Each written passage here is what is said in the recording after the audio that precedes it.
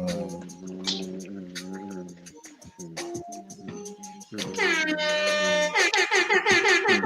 up, everybody? What up, what up, what up? Yo. We're gonna give people time to click in, tune in, see the notification. Oh, you get to see who comes in, right? But we don't. No, you don't. I'm sorry, but I So, will. I will post the comments so that you okay. can see. Okay. Cool. This was the first one, I know that Okay, guy. Drew. but that was from What's up, earlier. Drew? So I'm sure What he'll up, be in Drew? just a second. Shout out to Drew. He was excited about seeing this. So man, we and I'm gonna repeat this again once more people get in, but I think this is the first time as a collective we've been able to get on a platform and talk about history like this. Me and Johnny had once before, but in a group setting. I thought it would be dope to start that, as we all have come across more information since our time at Alabama State. So, man, we need to talk about it. Yeah. Okay. Yeah. So we got one more person coming in today, Marcus Henderson, wherever he is. So I heard that Marcus was given the wrong time by someone, so it's not his fault. That it's not his fault. It's tomorrow at 5. Yeah. I heard he was given the wrong time, so I just want to shout out to Marcus. It's not your fault. Hashtag it's not your fault. you I'm get not thrown. gonna say whose fault it was. You get thrown under the bus. I didn't even say your name, B. I didn't even say your name, Brandon. Right. I didn't know he was talking about you. He's talking about you, Brandon? I don't know. I thought you were talking about someone else. No one I else. wasn't gonna let everybody know, but since he did, yeah. Yeah, since it's out there. Yeah. No one knows. No one knows. But it's okay. Tell all your friends. Tell all your friends to join this conversation, because we got some digging to do. Yeah. You gonna lead this thing? You gonna quarterback this thing, B? I'm a quarterback, Okay.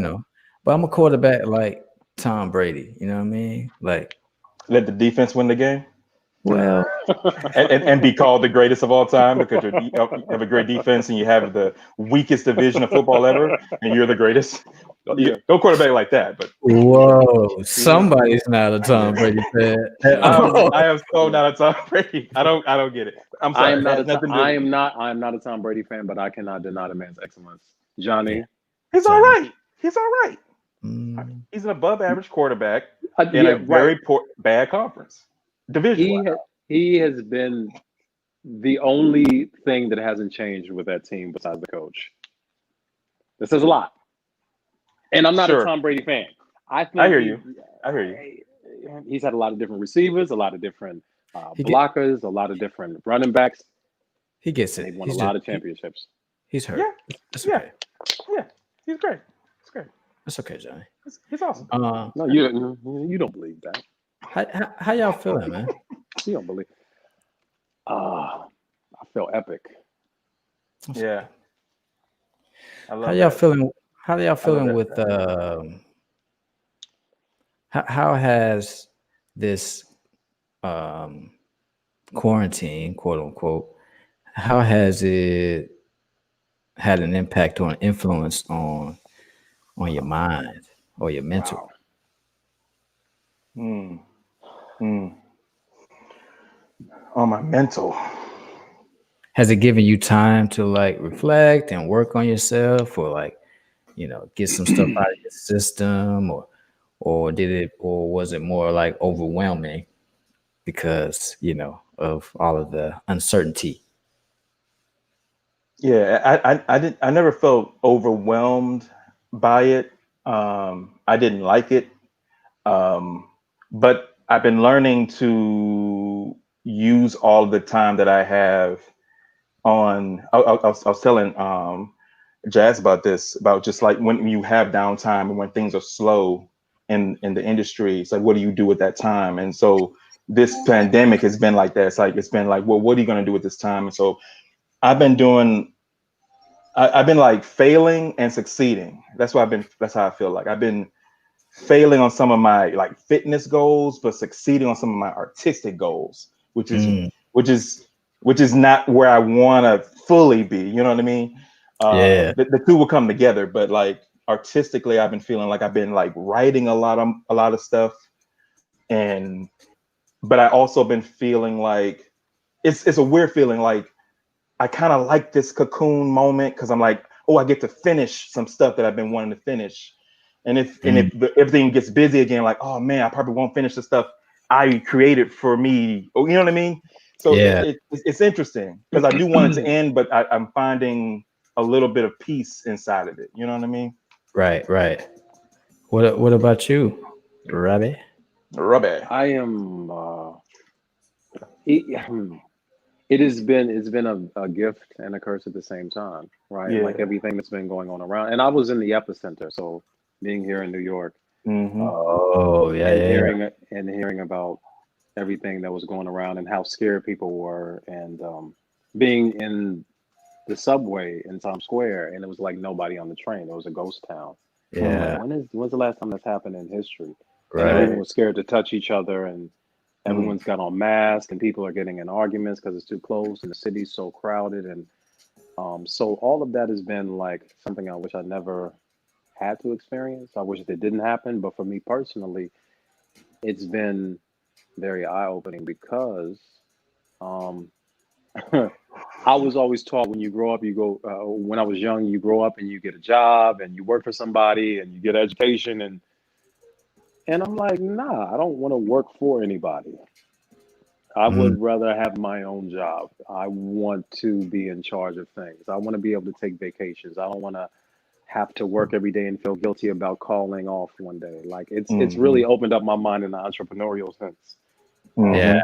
It's given me a lot of time to, you know, because I'm a person that's always trying to go and do things and perfect things, and I had all this time to do it, and I did it, and I was like, I don't have to feel bad about not knowing what to do next.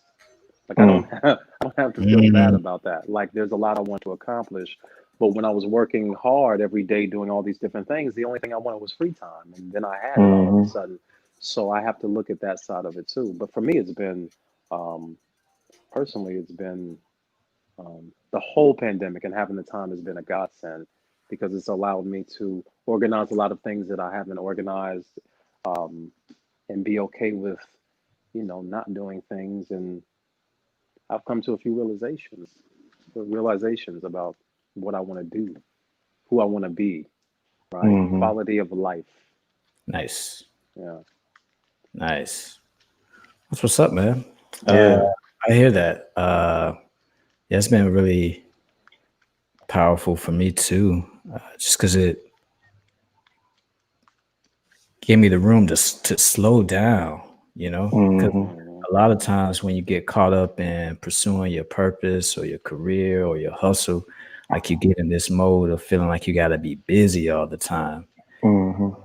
Or if you don't be busy, or if you don't get to a certain place by a certain time, then it's the mark. So then there's all this stress piled onto it. But having time to just like not have a destination or not have a deadline, timeline, Yeah. it's like, Yeah. oh man, you don't realize how much of a relief that is Mm-hmm.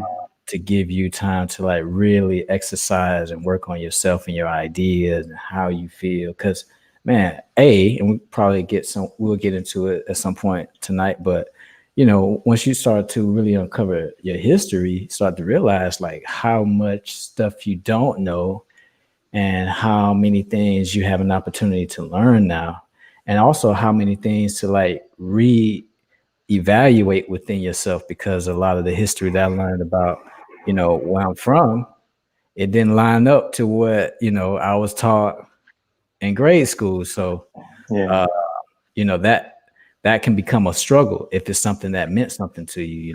Right. But Right. yeah, it's been good. So, but the point of tonight was for us to really go into talking about ancient Egypt. Robbie and I talked recently, and he shared with me that that he had uncovered a lot of great information about ancient Egypt, and also that your bloodline is connected to it. Oh, wow. Well as Nice. I found the same thing about mine. And like I said, me and Johnny already started this conversation Hey, I see because you at the we, Unk. hey,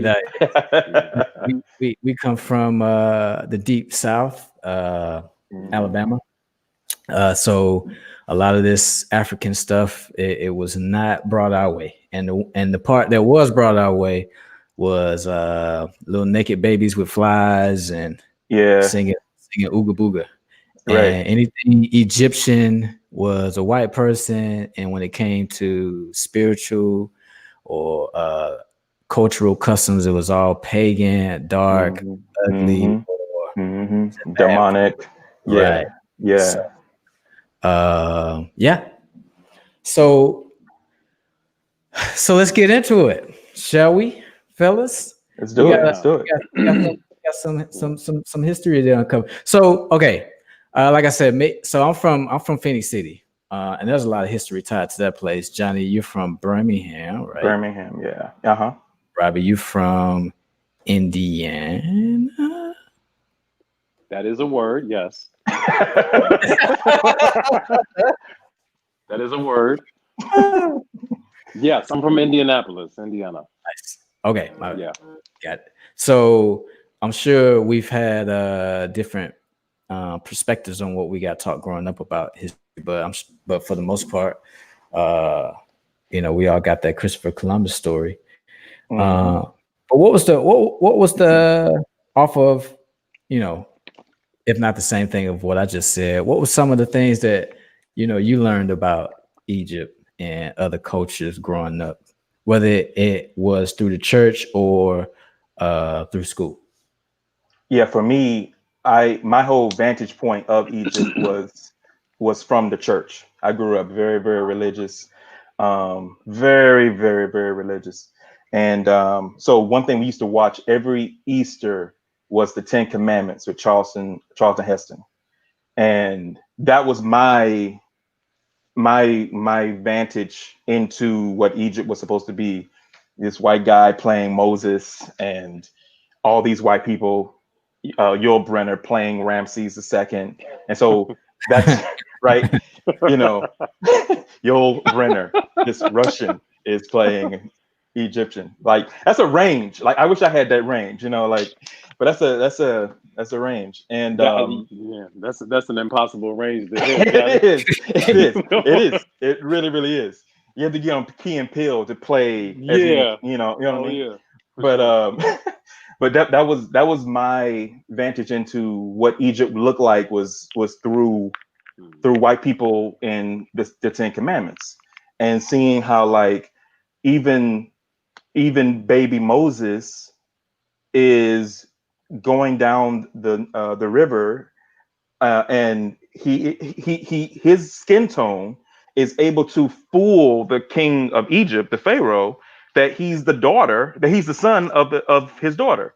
So it's like, oh, so Moses is white, and the daughter of the Pharaoh is white, and the Pharaoh's white. So Right. everyone in the Bible must be white. So which isn't true, when I do more study. But Egypt has always been viewed that religious aspect. And I remember this one story I'll tell you. In college, we went to Dr. Stewart's house. And in Dr. Stewart's house, she had all these sort of African figurines. And I felt so uncomfortable being in her house. It's like, I was like, man, I'm in Dr. Stewart's house. This is Dr. Stewart's house. But then she had all these African figures. And I was like in my mind, my religious upbringing, the doctrine I learned, oh, these are demons. Like she has all these demons around her. Damn, like get me out of here, Wow. Yeah. So my vantage into it was that it was demonic, it was bad, it was ugly, it was not to be cherished or even studied. That it was just enough to have Jesus, and every Easter it's enough to watch Ten Commandments. And so that was like how it was for me. Like that's how I got into Egypt. Mm. Yeah. Wow, interesting. Well, what about you, Robbie? My vantage point into it, and Jazz is okay, by the way, too. Right? Oh, good. Hey, Um, I saw Robbie on the screen, so yeah. So my vantage point from it was like I didn't grow up religious at all, and I just naturally had. I can be a little rough around the edges, right? So I remember people coming to me when I was a kid and saying things like, you know what kids say, like "you're ugly, you're stupid," and I remember my perspective on that was always like, "No, I'm not." Like, do you have evidence for that? Like that was from a child. I just wouldn't believe what I was told simply because someone told me that. I just never was in that. I just never had that perspective. So when I was told about Egypt, it was always white people that were either in the shadows or dirty for some reason. They were like they were trying to make it like they were trying to like fool me somehow. I'm like, why are all the people always in shadows or whatever? But I was never force fed any information about our history. I was always like um, kind of given the information, misinformation, and then being like, okay, well, it's not that big of a deal. I do have, some knowledge of the Bible and was told about the Bible when I was a kid, and I always knew the Egyptians as the people who enslaved the Jews, Right. right? And that they were evil and powerful and um, foreign and weird and all this different stuff. And then I had the knowledge that um, Egyptians were Arabic, the ancient Egyptians anyway, because that's what they look like now. So, without any further knowledge, of course, that's what I'm thinking they were then. And that's how they depicted on TV oftentimes. So, that was my miseducation into that culture. Mhm. nice. Mine was a little bit more similar to Johnny, and then at some point, um, it's funny because you will hear people say certain things or you'll see certain things, but since you're not fully aware of the information, it'll just like slide by you, you know. Mhm. Um, Yeah. so I remember that happening a couple of times, but in church, man, it was always about, I mean, that Passover story, and you don't think when you're until you get old and you start asking questions like, dang, why was God so ruthless? He just went and started killing babies. Yeah. Right. He really didn't like these Egyptians. But then you'll go out through the rest of the Bible when you actually start reading it, and you'll see like every iconic figure in the Bible like had to get saved some kind of way by going through Egypt. So I'm like, well, what does that mean? You keep sending them to the place that you keep telling them. I don't know, because there's also when you look at and that's so messed up that me and Johnny got this only from a religious context with no part in history did they talk about this in school, like as far as education that way. Like you got a whole 5,000 year period history as well as another 2,000 year history, and they only give us 1492 on up. So so I never saw Egyptians as black. It was always white. We got that whole. Was it Elizabeth Taylor? Was it?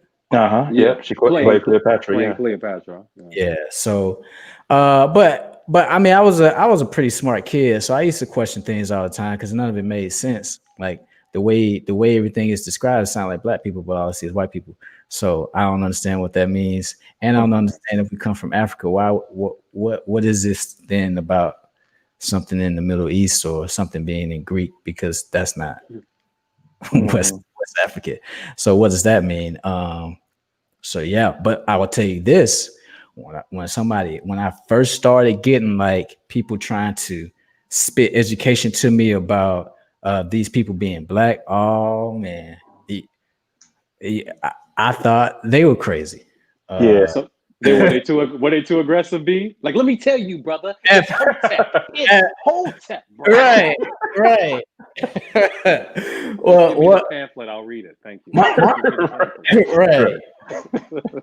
Marcus actually was one of the first people to try to insert some information, and I didn't snap back at him because he didn't give it to me so aggressive. He just kind of gave it to me matter of fact, and I was like, I hear you, but Marcus don't know what he's talking about, man. 5 years later, like, oh, okay. Yeah. Oh, I get it. Can But I ask you something? What about Marcus made you think he don't know what he's talking about? What was it? because What I was was it that he did? because I was so sure that you can't tell me nothing about Jesus. So Right. Gotcha. in that moment, he could have made the most sense. Right. But still, I'm gonna Yeah. yeah. It's like a Trump supporter. Yeah. Yeah. Right. You're gonna find no excuse, no matter. One of our friends, Michelle, she was also an early one to send me some information, but she was a little bit more aggressive with it. But because it came in the form of a Zeitgeist video, and it was so rude. Yeah. Did y'all see that? I saw Zeitgeist. I didn't see that. I saw it twice. Yeah. So in the beginning, I shut it off from the beginning, man. It got a lot of good information, but in the beginning, because you can't do this to somebody who grew up in the church, start a video and say everything you've ever been taught is all bullshit. It's all lies, nothing. And you're like, who are you talking to like that? Get this demonic stuff out of here. Yeah. But I was like, they could have used a softer approach. Yeah, because you can't. Yeah. So, but when was it that what was that turning point to where you started to see things differently about where we come from, or when did, because unfortunately, and it could have been by way of me just not having a passion for it, but that's not something that they talked a lot about, because you don't think it's your history, right? That's one of the secret evils that certain groups of people try to do. They try to rob you of your history, right? You don't think it's you. So you like those Egyptians, those people, all the way back then, those, not realizing that you're being diminished in your culture because of your skin tone, and this is the very skin tone that created things like boats, irrigation, glass. But if you don't realize the connection of a 365-day calendar, if you don't realize that's part of your connection, then you're never in tune with the possibilities that you've always been institutionalized to believe don't belong to you. So I think my first indoctrination into facts concerning my history and Egypt was, I looked at a picture randomly, maybe in undergrad, maybe at Alabama State, and I saw an Egyptian doing something, and I'm like, oh, he's really dark. What was wrong with the copier or the photo? Was it what was that? I even checked the lights, he's really dark. Well, maybe he was just out in the sun a lot. I was making these excuses because I didn't make the connection. And then I'll say it like this: I had a lot of time to myself at one time, and then I started to read up on it. And then I was just, the gap between that particular culture's technology and how far they'd come with women's rights and with embalming and with understanding the world and with astrology and with geometry and with trigonometry was so far beyond any other culture at that time for thousands of years that I could not wrap my head around how it was so phenomenal. And then understanding that, I couldn't wrap my head around, knowing that these people were Black, why I haven't been taught this. And then it came crashing down oh, somebody is working pretty hard to not let me know that my family and the people that look like me are amazing. And then I just wanted to know everything. I mean, anytime you hear some information that you know is true, and your head can't wrap around it, I just get fascinated by it. I just want to know as much as I can. And the more I learned, the more jaw dropping it was.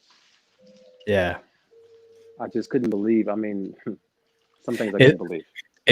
One of the things I can't believe is how it's Your been. voice has a lot of bass in it too. It sounds great on this. Thank you very much. New mic. Go ahead. It sounds. I just wanted to say that. We know it's all the mic. All mic.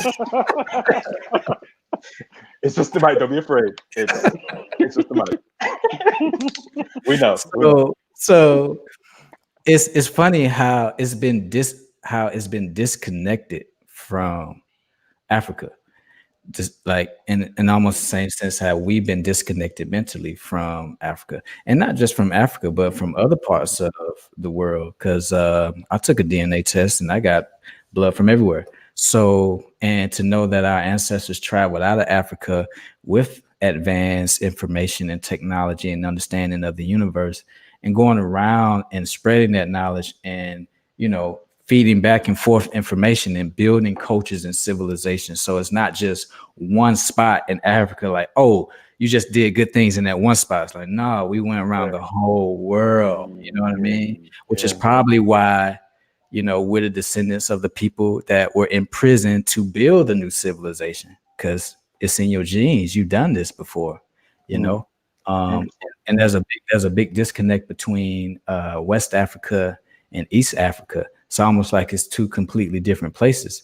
But so the way that they give us that information, man, I feel like we got history just through church.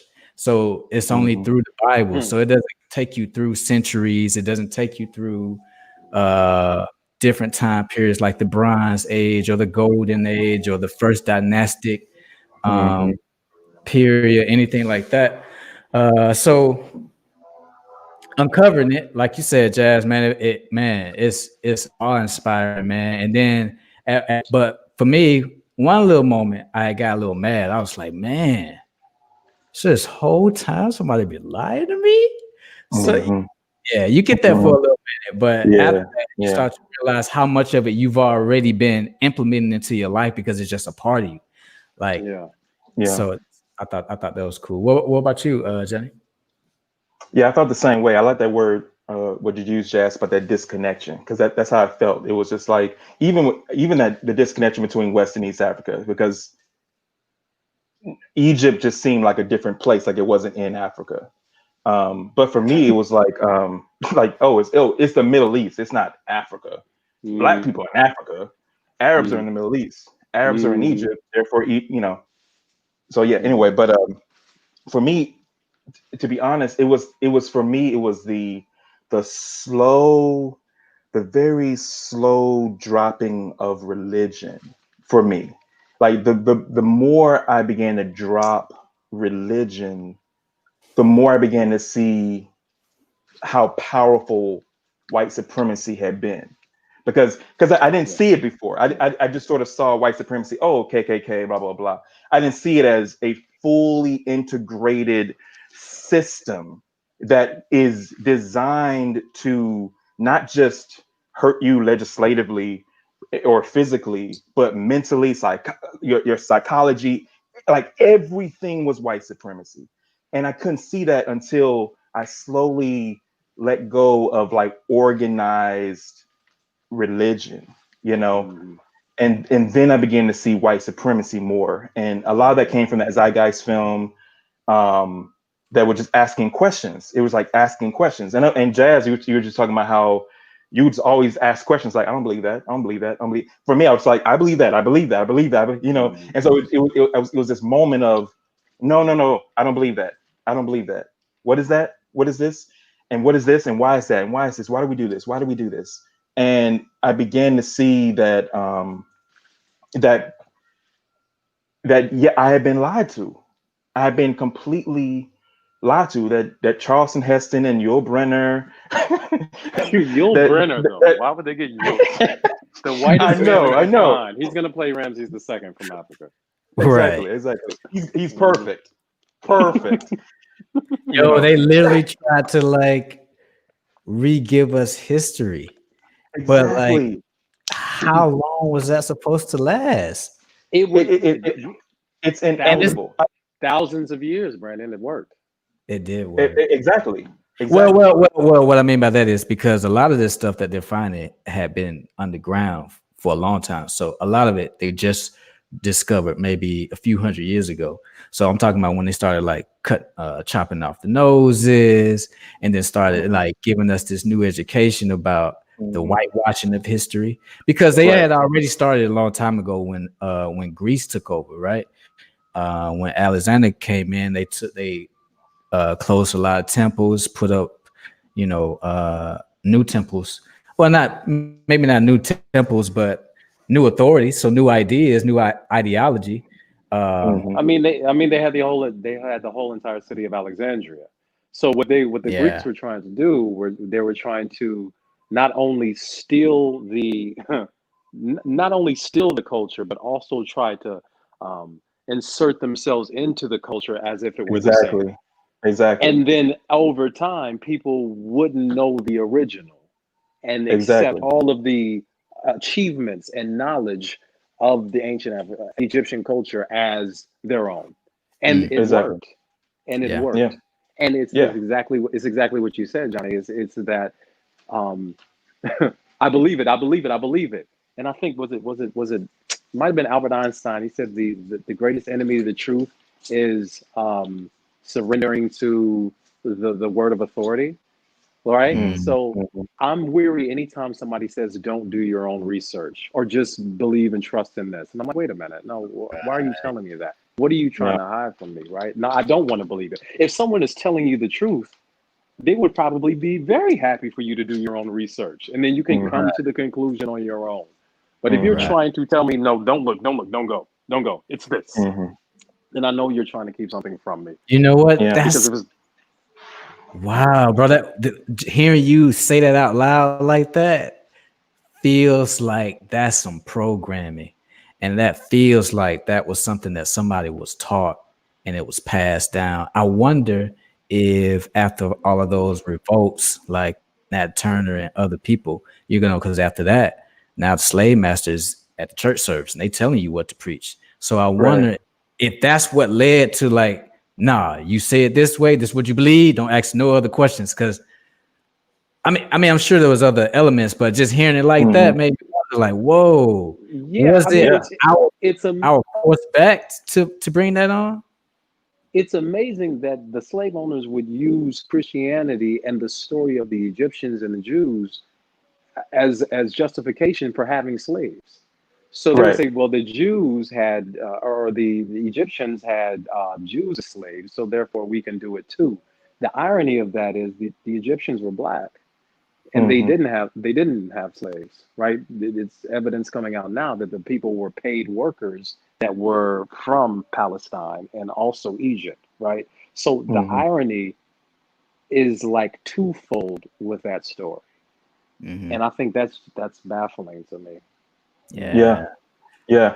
Yeah. I think the whole, like, even we're using the word Egypt is to me a further use of the programming, because it's Yeah. not the name, because like my name is Johnny. That's Hmm. my name. So Hmm. if somebody conquered Johnny and said, well, I don't want to call you Johnny, you say your name's Johnny, I'm gonna call you Ha He. And then for 1,000 years, Ha He will be the name of, no, Mm. my name's Yeah. so that's part of the programming too, is that sort of Kuta Kente, no, Mm. your name's Toby thing. It's like Hmm. I'm going to name you so that you Hmm. forget your name, your language, the way you pronounce things, how you say things, say it my way, so you can forget you. So it makes it easier for me to conversate with you. Because if you speak your language and you be you, I can't I can't rule you. I Yeah. want to rule you very easily. So Hmm. I think a lot of that programming is the programming of just imperial anything. Like the slave masters got it from the British got it from the Romans got it from the Greek. You know what I mean? It's Greeks. just Yeah. it's just Yeah. it's just the uh, uh, what's the word? What you do. It's just the status quo of being an imperialist. I will tell you what you are, and you cannot self-determine ever, ever. You will always be Egypt. That's why I changed my last name. I was like, I got to change my last name. I don't want McCorley. I don't want McCorley. That's some Scottish guy. That's a vestige of white supremacy that lives to 2020. Like, man, McCorley, who was that guy? So I said, no, I don't want that anymore. My kid will not have that. You know what I mean? So I don't continue 100 years of this some random white guy who conquered my. You know what I mean? So I think that's part of the programming too. These subtle ways of ownership, these subtle ways of labeling, so that you don't even know you're in a cage almost. You know what I mean? Yeah. We got recoded. Yeah. It's funny because with like even though those choices of words like coding or programming, you know, the first thing you get when you walk in Sunday school, man, you get that program. Oh, man. You do get that program. This is what we're doing. Right. But again, it's so interesting how the culture from the past still makes its way to us, even though we don't know it yet. And it's being, brought to us to manipulate us versus to educate us. Like if you go into a church, the make of it is similar in its own, more devolved way as to a temple in Egypt, because a temple in the Bible means the house. And basically it's the house where you house God. The kingdom is within. That's what God is, right? So when they built a temple, which is where they study, where the universities came out of, and probably that's where you get the word university from, study of the universe. I don't know. We can look into that. You should have Googled that before you said it live. Yeah. It would have been a great Clues Bond drop. Boom. The university. I'd have had the phone right here. Like, I'm going to Google this before I say that. Accurate. But so in this book, The Temple in Man, as you can see, so this is a aerial view of a temple. We got somebody in the building, but it's actually the structure of one of the pharaohs or just a human skeleton. So temples are these schools where you were going inside to learn about yourself, Hey, there he is. What's up, y'all? What's going on? What's going on, Mr. Henderson? What's up, hey, man? I'm making it, man. I see you making it. I'm digging that necklace, bro. That's nice. Thank you. I'm waiting for Jazz to go ahead and say it.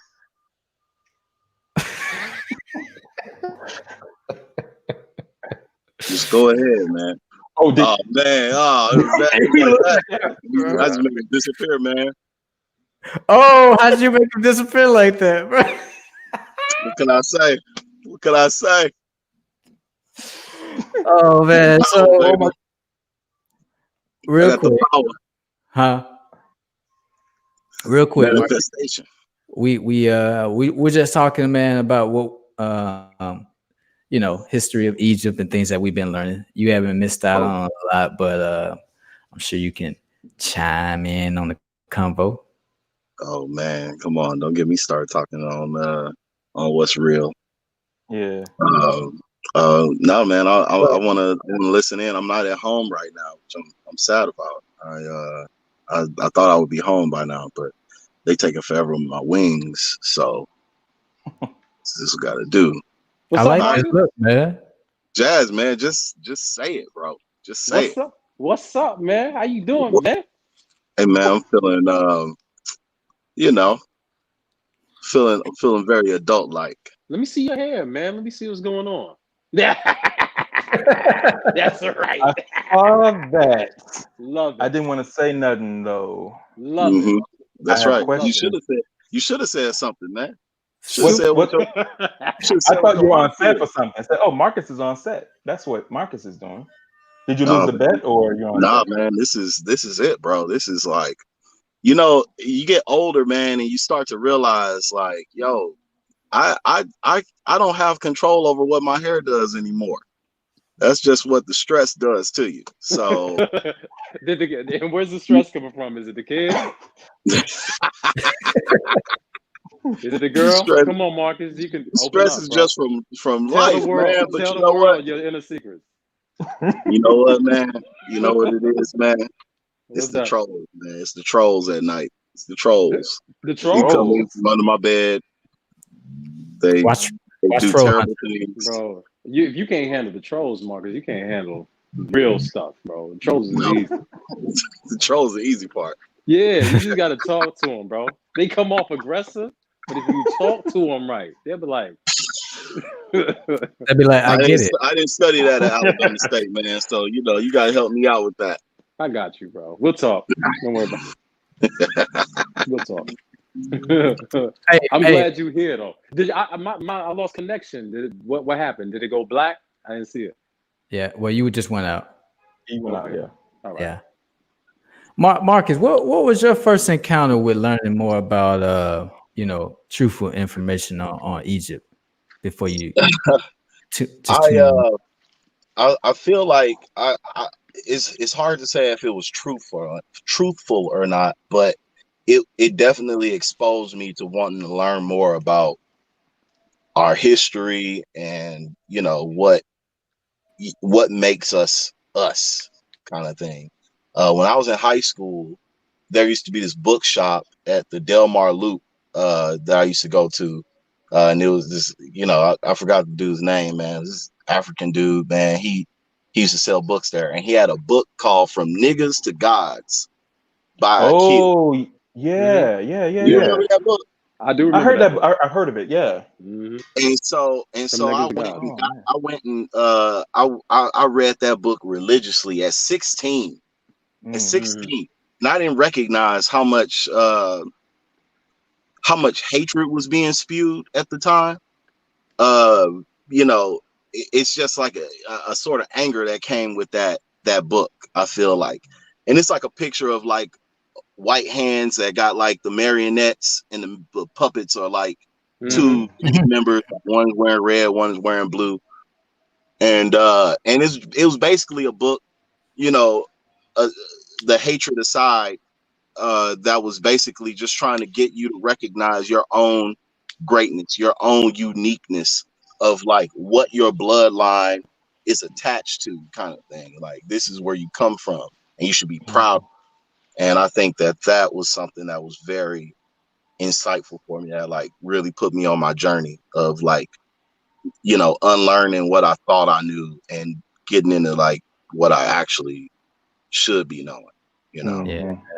I think Definitely. it's beautiful that you fell upon that, Marcus, at such a young age, because even if you didn't really understand everything that was being said, bro, you get to know by accident, or at least be able to question stuff at an age when you don't even know what to do with it. So you start off at a different place.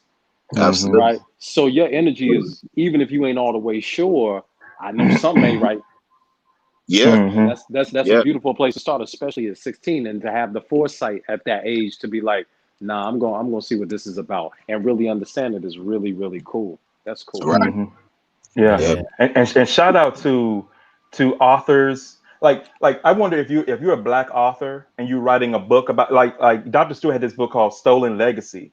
And Marcus, you're talking about that book, Niggas to Gods. It made me think about like these books that are written by Black authors that, like, man, I hope my people get to read this. I hope my people, like, shout out to Black authors who write books. Absolutely. And not even knowing that you're gonna find some kid in St. Louis or some kid somewhere, you know what I'm saying, and they'll pick it up and read it and go like, oh snap, you're gonna wake people up. So just like big shout out to Black authors who write that stuff and put it out there. Shout out to Michelle Alexander for writing the new Jim Crow. Yeah. If you haven't read that one, that one's life changing. Well, I got a quick question. Favorite, so far, because there's so much history to learn on our culture and our ancestors, what's your favorite part or favorite time period and or favorite person from history, if we can keep it in Kemet or somewhere close to it? Well, it doesn't matter. Favorite.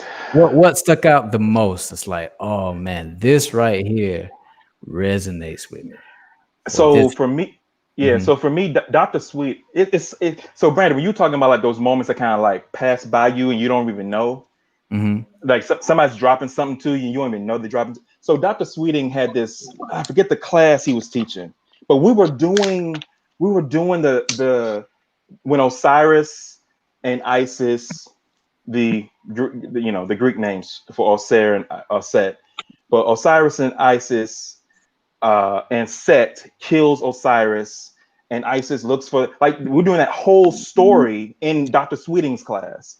mhm. And so something about acting that out was, I think, really resonated with me, where I was like, this is Lion King. And I love Lion King. This Mm-hmm. is Scar. This is Mm-hmm. Mufasa. This is Simba avenging his dead.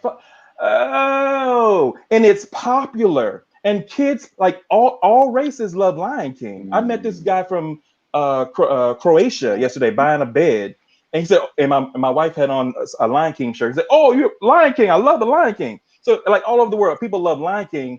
This is the story of our people. Mhm. So it's just crazy. It's crazy, but they're not getting the due. It's not getting it, it's Lion King Disney, but it's not Kemet. So, but that story, something about that story, it felt like a love story. It felt like my husband is dead, but I love him so much. I want to see if I can get him back any way I can, through spells, magic, whatever I can do. It's and I'm going to reach into eternity. Like it felt so epic. It felt so big, and that's what resonated with me. I was like, I felt like Black stuff was Mhm. small, and it was watching movies like 300 and all these Greek movies where it's Hercules, like they were big, but Black was small. Seeing that story and the power and the magic of it and the love of it, it just felt really big and larger than life. So that story for me was like really resonated, because it made Black people seem really, really big. Yeah. Yeah, nice.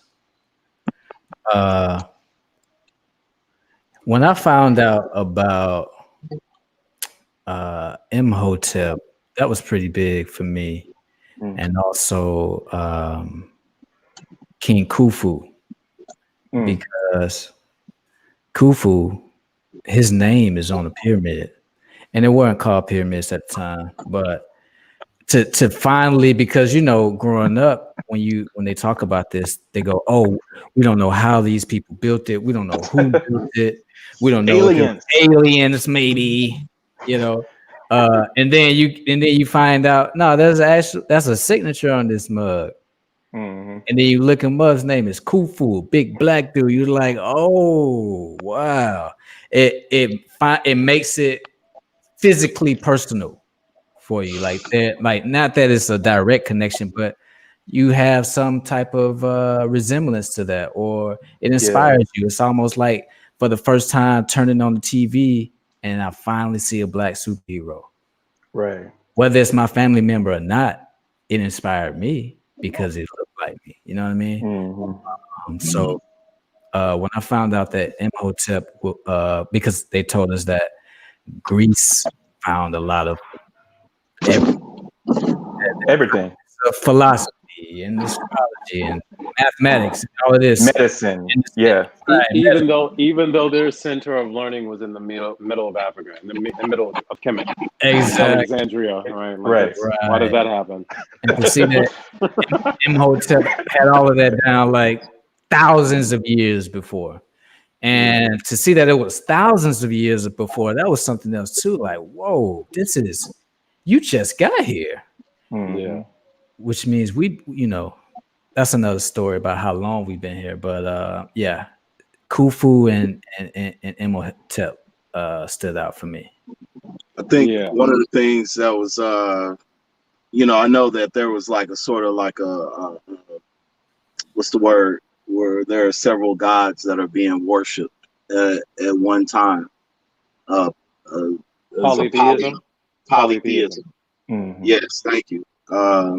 you know, there was a sort of polytheism that was happening at one point, and then when Nefertiti came along, you know, sort of switched things up. I always wonder what would happen, what would have happened had it stayed in that sort of realm and it didn't get changed. And you know, I'm sort of baffled by that. Like, what are we really if man doesn't change for their own personal greed and power? What are we really? Right. And I think that's that God part. What was the person that changed the market?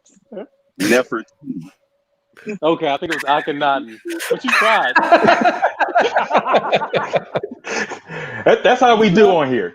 If you don't have the right facts, we come at you. What? I'm sorry. Was she not married to him? No, they were not. They weren't. Are you sure? No, they were married. They were married. Oh, okay. Thanks.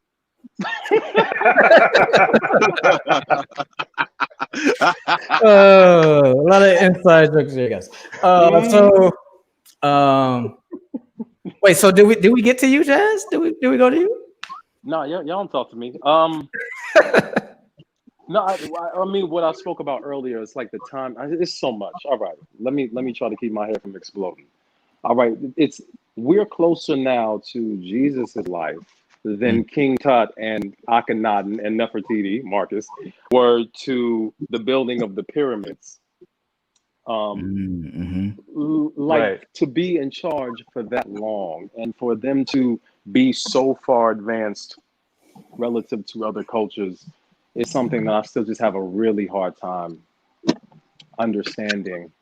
Not accepting. I accept it, but understanding, right?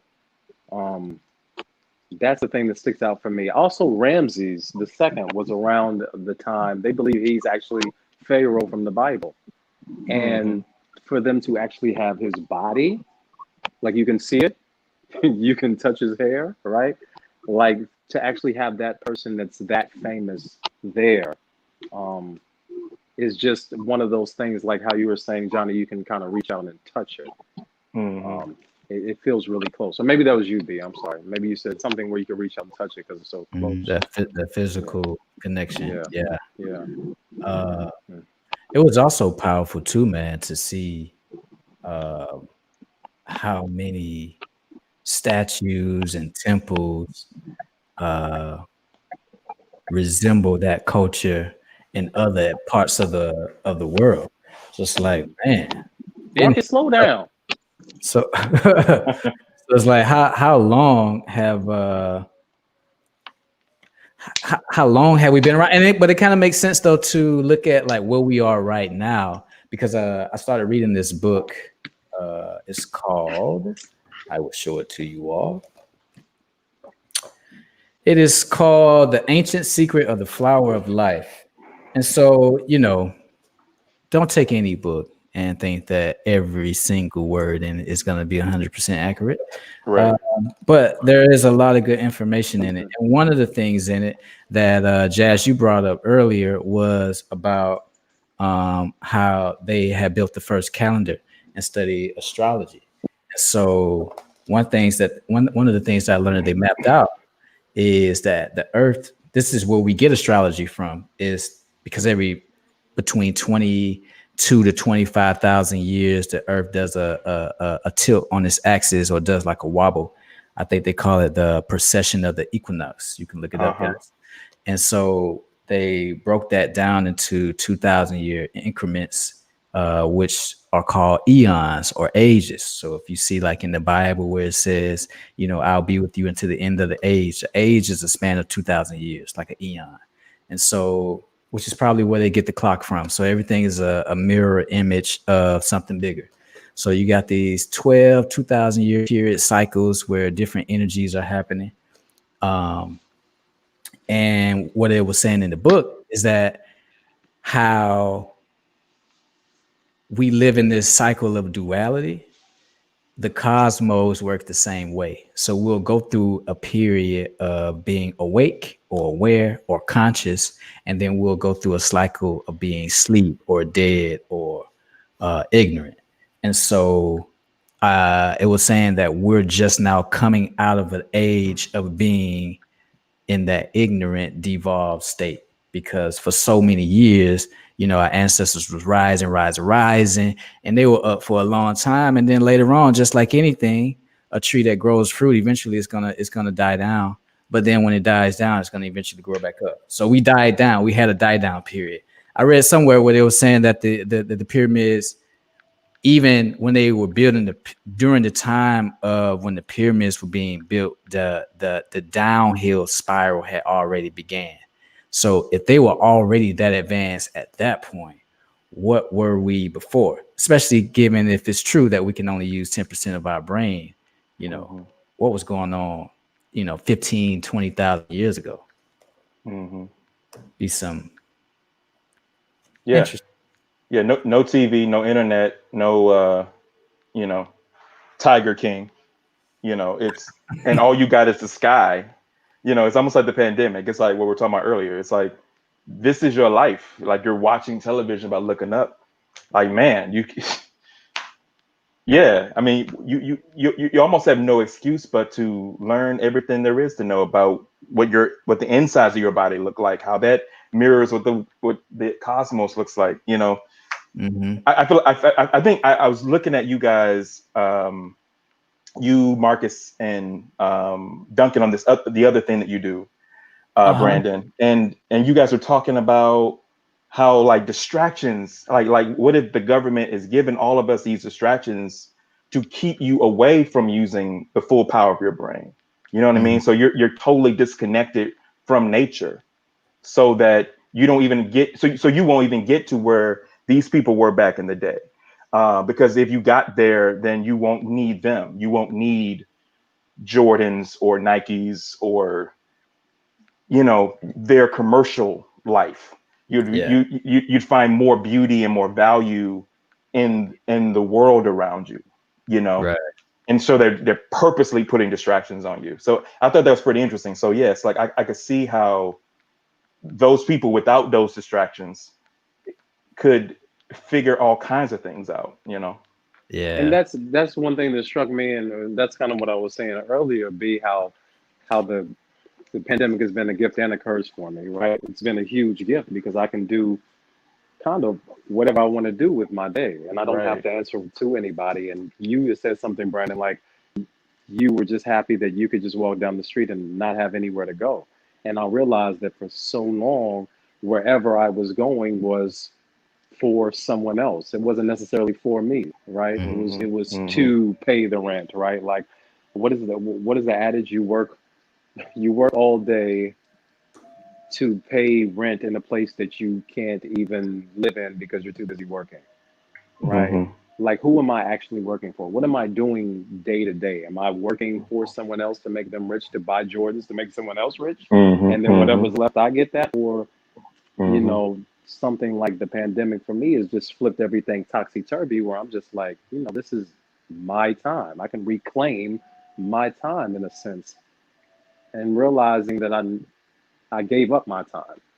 It wasn't, no one forced me to do it. Like, this is just what I thought the status quo was. So it forced me to rethink what I do or what life is from day to day. And I think that's exactly what Johnny was saying when he said, they didn't have those distractions.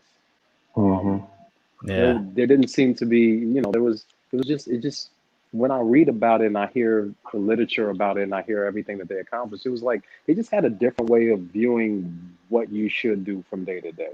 It wasn't like this huge capitalist, look at these little small things and buy this, I'll get ahead. I don't know if that was the way it was or not, but it definitely doesn't seem like it from any of the text. Right. Yeah. So let's unlearn and relearn some words, because that's another thing that keeps us away from being able to understand our history, because the words that they give us, they're not accurate. English is a prison itself when it comes to like us really getting to our information.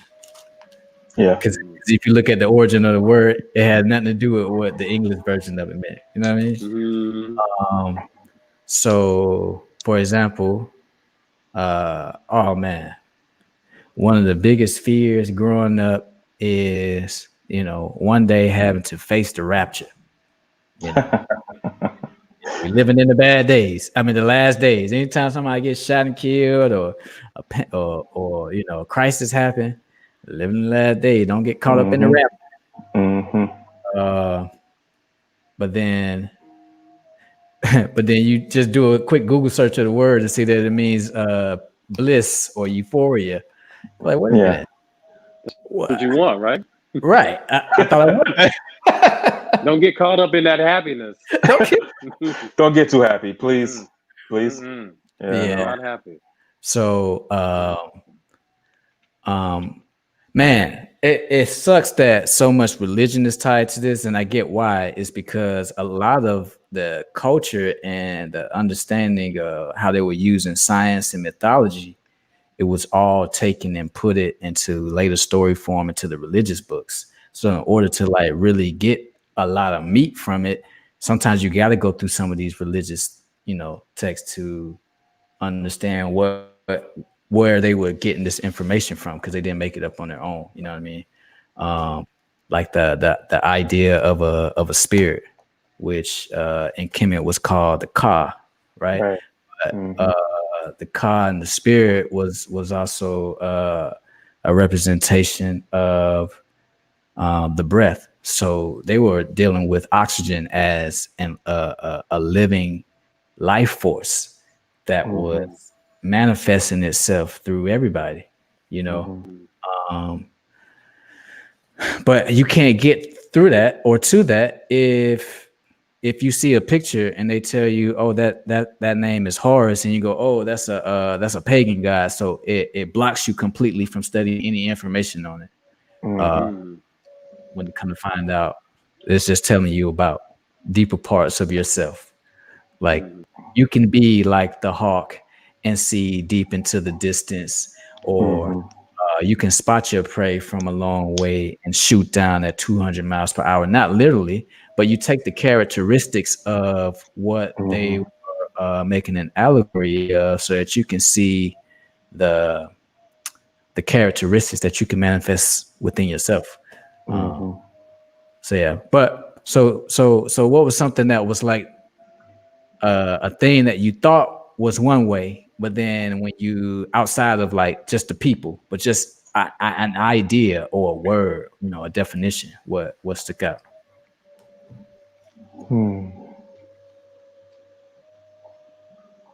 Oh no, you put me on the spot, B. It's So okay.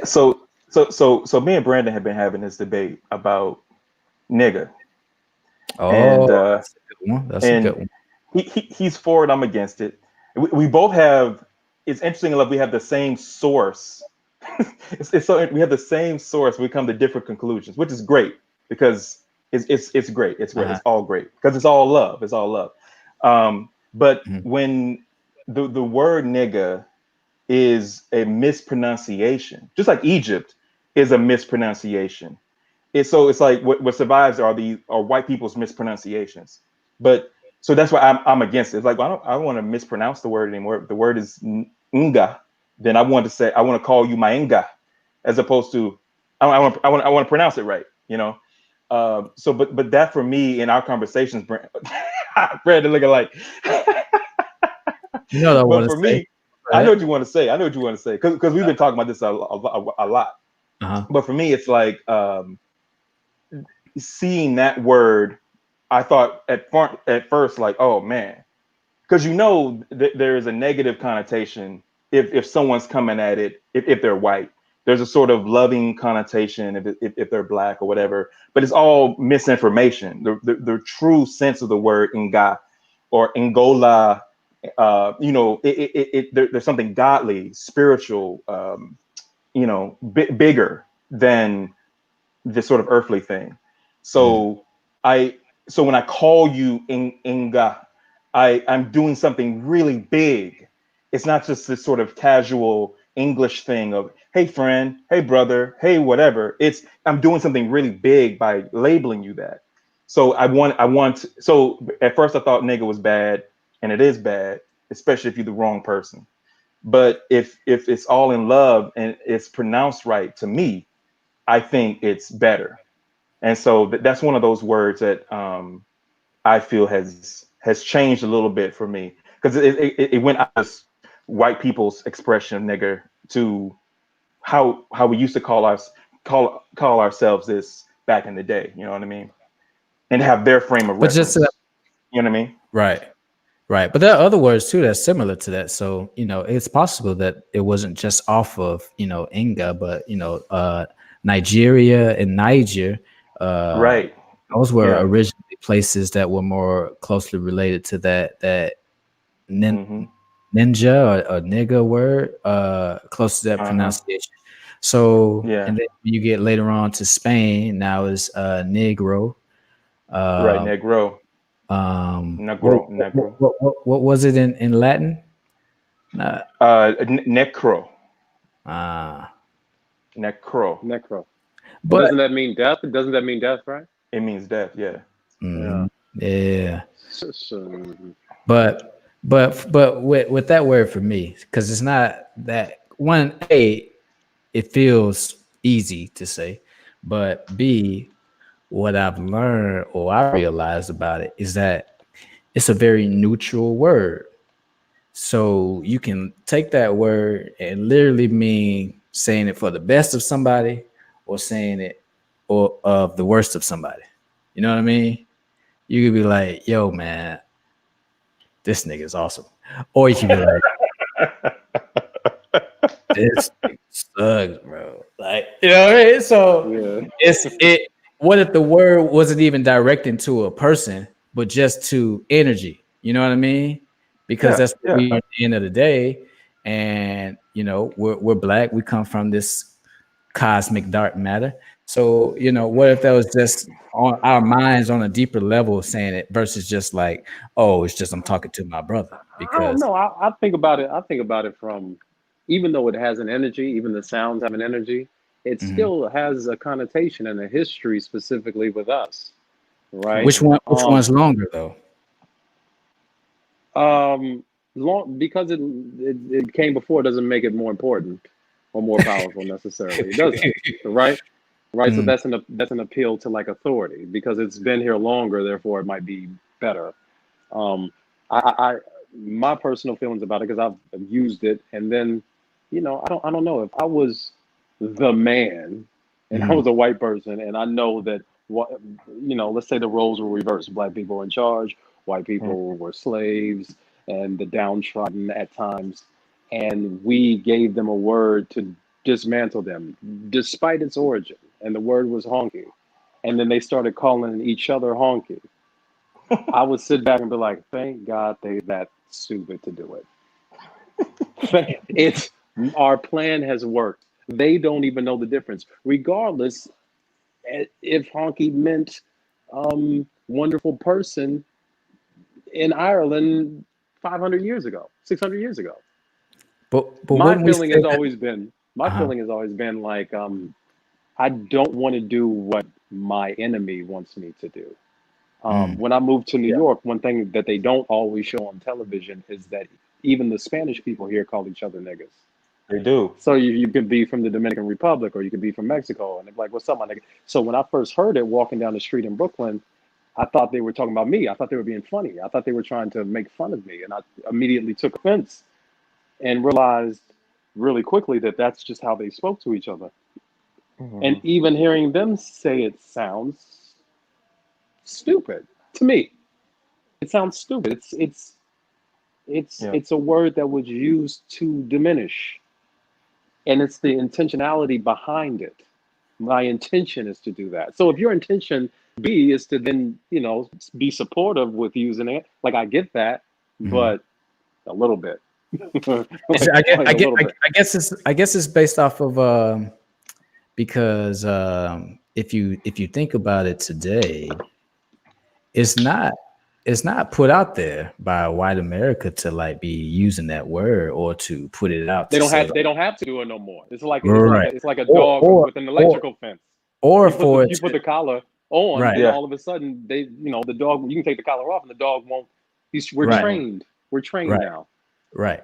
Yeah. or Yeah. right, or with And then we use the programming that mhm, is music or television, the programming, right, to then further indoctrinate us into saying it's okay. right. Nigga, what's So up, nigga? right. So Nigga, but then see the shut thing up, about nigga. that, but then we go into names, right? Because that's what we do with our culture, right? A lot of names that were powerful and meant something to us in West Africa, we hate it now because white America taught us that it was bad. So you go anywhere in the South, somebody say the word voodoo, you automatically know bad, Mm, or don't you mess with that voodoo stuff. But no, mm, it just meant God or meant Mm-hmm. energy, and it Mm-hmm. was mm, something that was positive. I'm in harmony with nature. So I get mm, that somebody else like adopted my word and started using it improperly, and I perpetuated it for a while. But if I decide I want to take my word back, I'm gonna take my word back, because you don't tell me what anything means, because everything that you means anything, you lied to me about. yeah. So I don't have to accept your definitions of nothing. I guess that's a little rebellion, but I don't just be going around just saying it to anybody, everybody. It's just Right. Right. something Right. that naturally that you're gonna say in your Well, circle why not? Why not say it to anybody and because everybody? because Ain't nothing because wrong with it. because Ain't nothing wrong with it. because here's the thing. We're still in a society who is still Fuck them. You took deprogramming your word back. Fuck them, B. You took your my word my back. my word. My Fuck them. You took your word back. exactly, my I'm gonna word. be at a commencement at So college. These niggas so have done great. so if I decide to take my word back, right? If Mhm. you didn't go through this experience, you don't get to be a part of this party. And that's what it comes down to. It's not about if it's wrong or right for one group and another group. It's about, this is a part of, unfortunately, this is a part of my culture. And if Mhm. you're not a part of my culture and you haven't done anything to show that you support my culture, it does not feel right. It does not sound right. And it looks very inappropriate for you to come off as if you're personal to me, but you're actually attacking me at the same time. So I'm missing a little bit of the history. So Uh, you're working off the premise that the word nigga was actually originally East or West African and brought over by us, or the sounds was something similar, and you think that's what white people took. That's the only word they took from us. oh no. Well, I mean, they took everything. But one of the things that they started to do is like, if you calling yourself a king, which we don't even like, we would like to walk around and call ourselves kings and queens, right? But there's no word for king and queen in Egypt or Africa. Like, that's a word that came from Europe, and that means to have authority over people.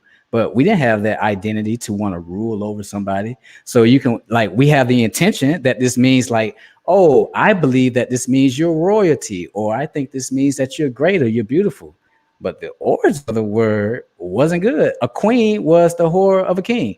So you walk around and call your woman a queen. I mean, I know you don't think that. I know none of us mean that, but based on the origin, that's what it meant. So I guess if you know what you're talking about, but if you're talking to somebody who doesn't know that what that means, then yeah, you're gonna come into a situation. But Oh, I was asking the origin. Where did you believe the origin of the word nigga came from?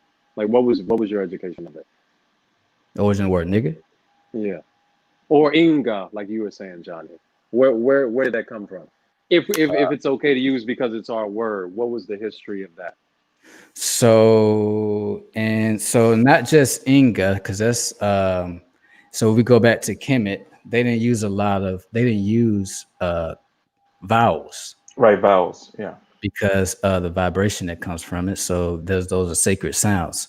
So they use a lot of consonants, and one of the main consonants that they used was the N, G, and the R, or the NTR. So the netters, which are the spirits or the gods, from that word you get nature or you get nurture, but also you get energy. So that's one of the places, because Nubia in Egypt, this is where language and symbols come from. So you got people from, the Congo, you got people from South Africa, and I think there's a melting pot between them and Nubia, and not creating these sounds, but these sounds already existed. So then they're just writing down the expression, and then later Actually, on, huh? I'm sorry to cut you off, but that's actually where the out of Africa theory came from. They were actually following the sounds, and they started to spiral out and got less and less in like a very particular pattern. So they're thinking that, along with the other information they have, that it all came from a central location around Tanzania. And then, Nice. So, but then you got another place. So in like Ethiopia, the word for king of king is negas. So nigga and negas sounds almost identical. The only difference is one got an S at the end, the other one don't, unless you say niggas. You know what I mean? It wasn't negus, like, because that's the way an Englishman would pronounce it. So, if you're speaking a more native tongue, it's a negas. So if you got a negas, or you got a inja or a nigga, or even in the Bible, there are places, because this name also represents black. So a lot of this energy, or a lot of this this was dedicated also to blackness. So whether that meant the people, or whether that meant the soil, or whether that meant, outer space, maybe all three, because we're all a reflection of the same thing. You know what I mean?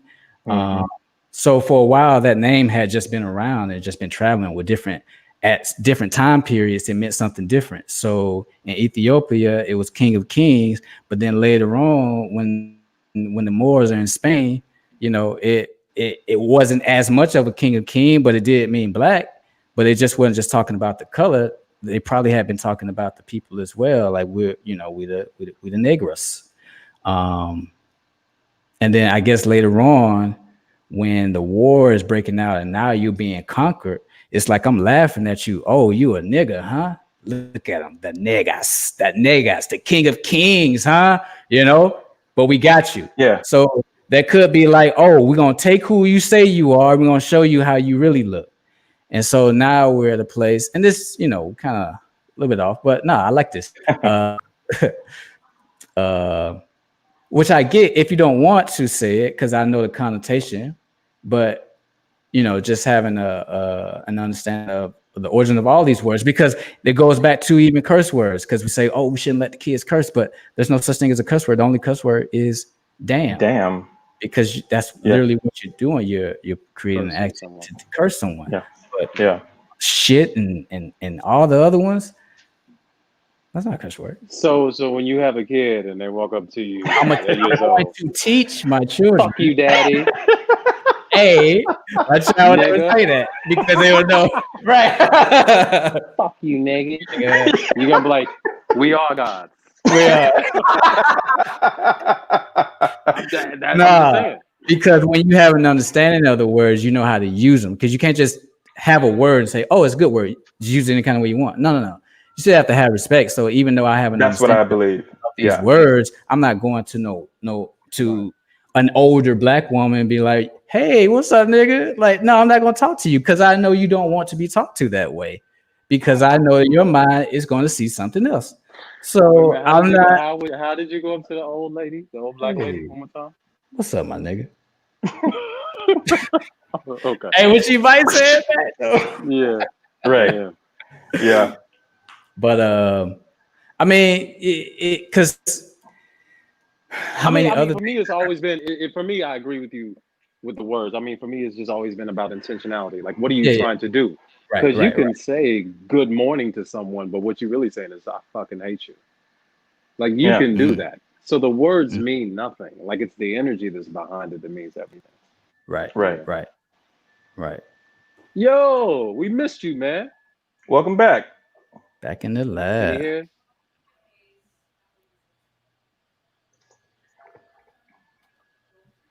He was speeding that car, man. What's up, man? I was saying we missed you, man. Welcome back.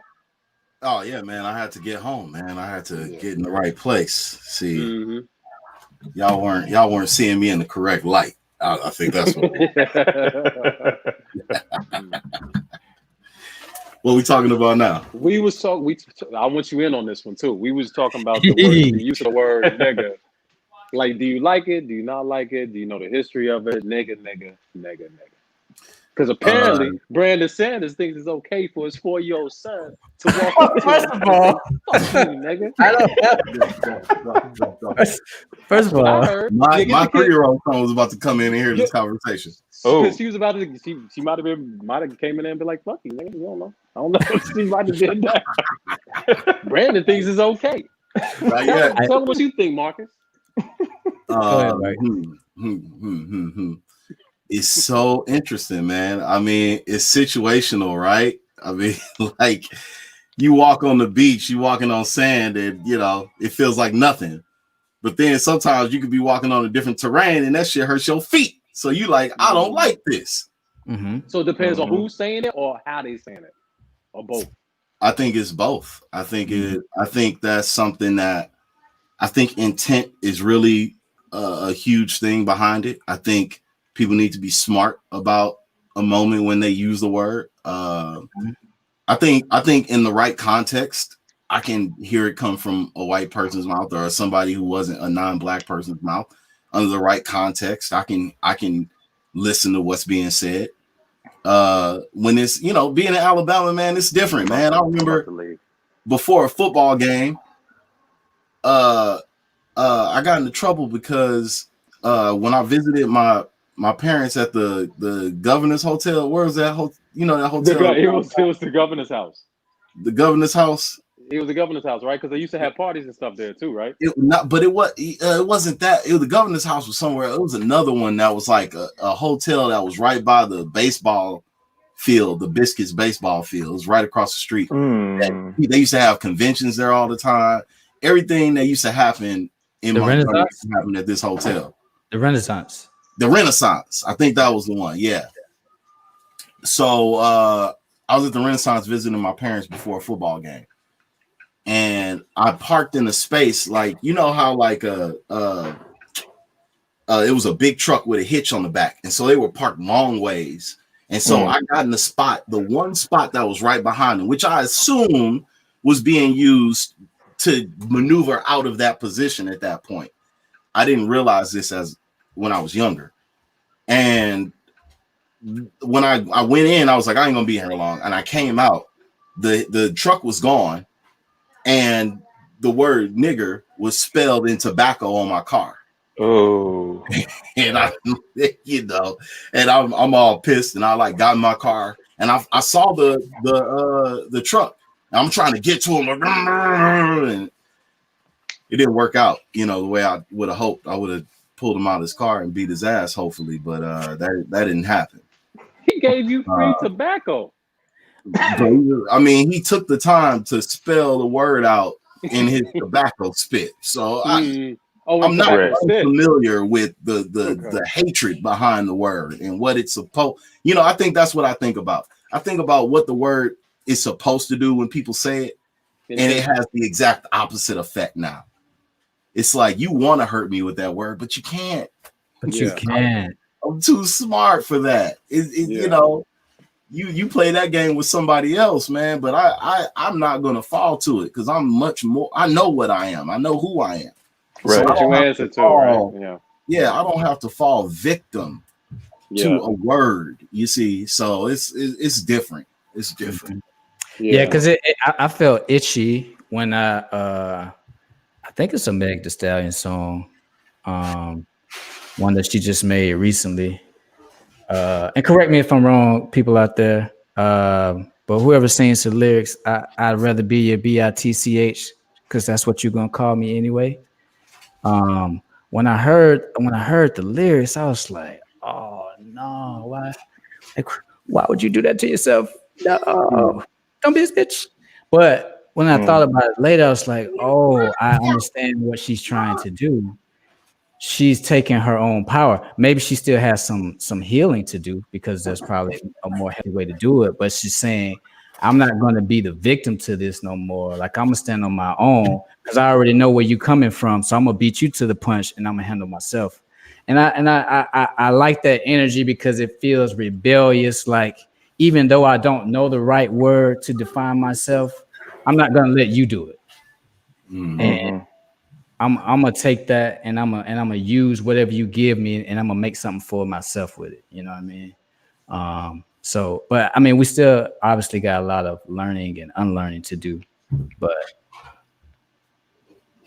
that was an ownership of a word is like trying to say that you own the ocean, and that's just impossible. You know what I mean? Like it's not.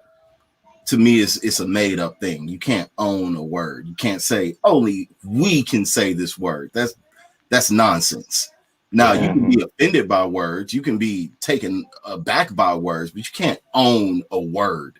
That's one thing that I get very adamant about. Like, I can't talk. I can't be in the discussion if we're talking about who can say this word. right. Anybody whatever they want to say. And then if our ancestors were just, you know, writing out what these sounds were meaning, or not meaning, but they're just writing out what they're hearing or what they're observing, what does that vibration do if it didn't have a definition to it? What does the vibration do coming out of us? You know what I mean? Like the Om sound. That does something to your mind. It balances you, or it brings you back to a very clear mental space. Zoo, like what we were taught in school, it takes you down to your root chakra and helps you get into the base of your spine. So vibrations like send you to they channel different parts of your body or your organs to like help you elevate your emotions or your consciousness or your energy. So if it didn't have a good or bad connotation to it, you know what I mean? What does the sound, you know, what does that vibration mean? I want to look that up because I didn't have the answer to that today. See, that's an interesting perspective, because for me, it almost it's like not chicken and egg, but one almost becomes the other. It's like if you're a kid, if you're hungry and it's that makes you feel a certain way, then it's going to create a word. The sound will create a word that will eventually become a definition. And then as you continue to go forward, it's going to continue. Every time we do, we'll all know. So that's why for me, I feel how I feel about nigger. I feel like there is a vibration, a sound that has a purpose. And when it's out of purpose, I don't feel like it's being respected. And so when you say like, what's the energy, even without any definition, that energy becomes a sound, becomes a definition eventually. So like nefer, titi, all those sounds seem really important and not casual to me. So when people make it casual, I agree with you, Marcus, that no one can like, only us can use it. But I think all of us should have this. All of us are connected and should feel the same vibration, or we all should acknowledge the same vibration, and that and recognize when someone's using a different, using that vibration in a different way that you know is attacking you. You know what I mean? And you have to respond like, that I'm not going to accept that vibration from you. You know what I mean? But it's like people try to use the word, or at least to me, I get this vibe that people try to use the word to act as if it was a physical weapon, as if it was something that, and the ridiculousness behind the idea that you could act like you actually say one word to me and it makes me switch up my whole plan. Like my whole game of chess is different now. Now I'm attacking pawns. Like what? Come on, man. Like I think that's where it takes me. I mean, I've not thankfully been put in a situation where, you know, somebody has literally like said it to my face and challenged me to a fight. I don't think that would ever happen. I mean, I'm not gonna say they would choose someone else, Marcus. They chose me. Black man over there. They chose me in the 8th grade. And that's when I got in my first fight. This white boy called me a nigga. Oh, and you know, it was a moment. Like I had time to think in my head. Maybe it was a split second, but it felt like 2 whole minutes. I'm like, damn, Johnny, I got the same bottle, bro. Did the word bother you that much when you were that young, or was it like, I'm Yes. probably supposed to beat this white kid's ass because he said, Bro, when I was in 8th grade, so this had to be like around 2001. Bro, that was like almost a whole race war going on in my junior high. The black kids, a big group of the African American students, were not on the same page with the redneck white kids at the school, and it was very obvious. It was almost like Remember the Titans. So, so right, so tension was high, and so that had already been like a no, you know. That was unfortunately one of my little sister's first words. This nigga. But you know, it's the early 90s, you know. But yeah, he said it, and I thought, nah, he just did it. And so I don't like to fight, but I'm not. I'm in front of the class, Right. I gotta stand my ground. You just gotta be a nigga. So right. So I pushed him. He pushed me back, and then I pushed him and I grabbed his chain, threw his chain off. He said, "Oh, that's my grandma chain."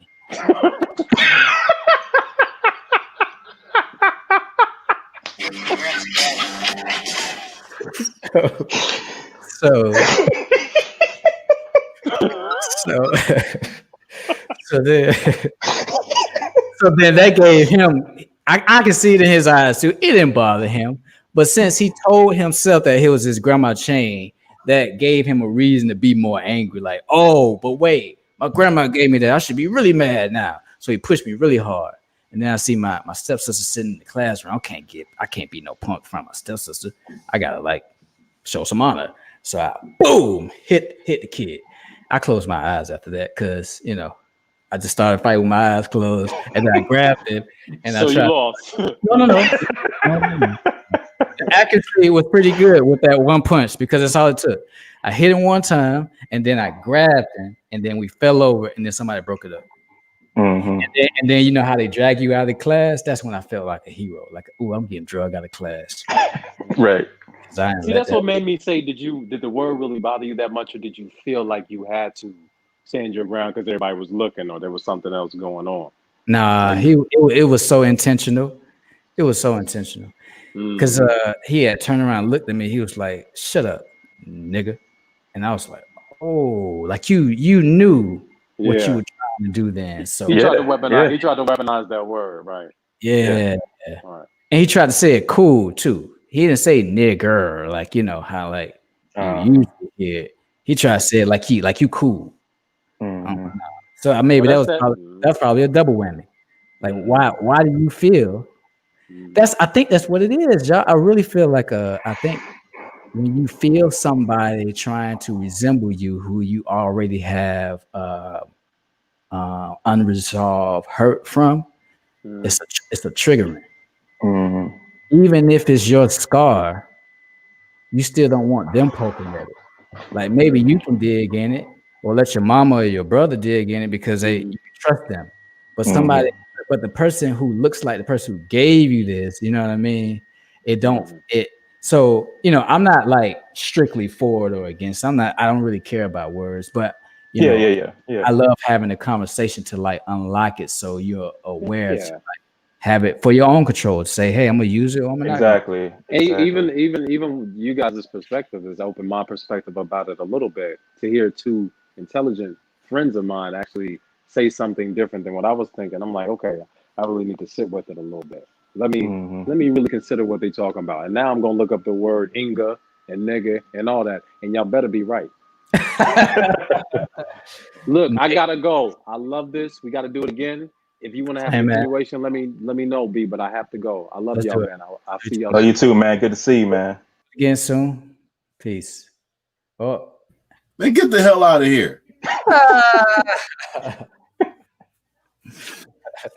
No, I gotta go. I gotta go eat dinner too, man. I love you guys, man. Love you too, man. You too, man. Let's resume this again. Let's do it again. Because we didn't even get into the depth of it. We just touched the surface, man. We're just talking. Yeah. Surface scratchers. Talk to you guys later. All right, bro. Peace. All right, got it. All right, man. How do you hang up?